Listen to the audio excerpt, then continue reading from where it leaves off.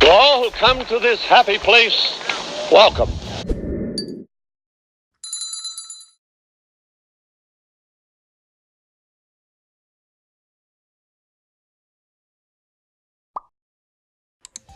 If you're a fan of Finding Dory, chances are you're already familiar with another Pixar classic, Inside Out. That film's central character, Riley, shows up in the Finding Dory world. In the Marine Life Institute, Riley is among a group of kids touring the facilities. Safe to say that these kids were feeling joy as they went on the coolest field trip ever.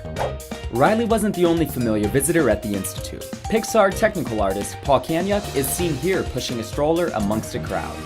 Speaking of crowds, Finding Dory features lots of them. In fact, the crowds department at Pixar created 249,543 unique characters. Some of the artists on the Finding Dory team were devoted to shading the underwater plants. In order to make them look authentic, they kept kelp plants in their offices for several months as a reference. While the shading looks impeccable, fellow coworkers reported that the smell was not good at all. When it's all said and done, a total of 400 artists, animators, and technicians worked on the creation of Finding Dory. That number does not include any of the voice actors, so without doubt, a lot of people touched this film throughout its production. Considering that the Marine Life Institute was one of the main settings of Finding Dory, it comes as no surprise that filmmakers included several nods here.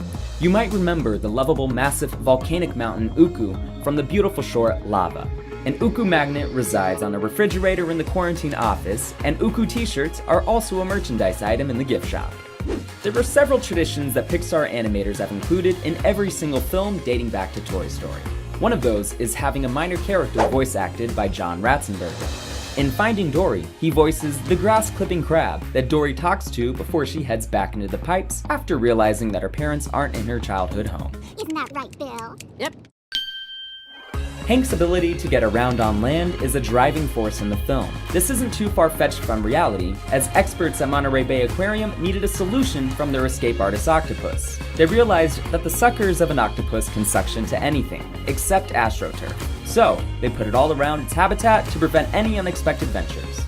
Hank quickly became a favorite among fans as well as filmmakers. He was one of the most complicated characters to animate in the film, but once complete, his movements proved useful to other films as well. Hank's arm rig was actually utilized on tentacled predator Rathtar in Star Wars The Force Awakens. And for our last Easter egg, we're pointing out that the posters in the hallway of the Marine Life Institute are construction images of the Steve Jobs building on Pixar's California campus.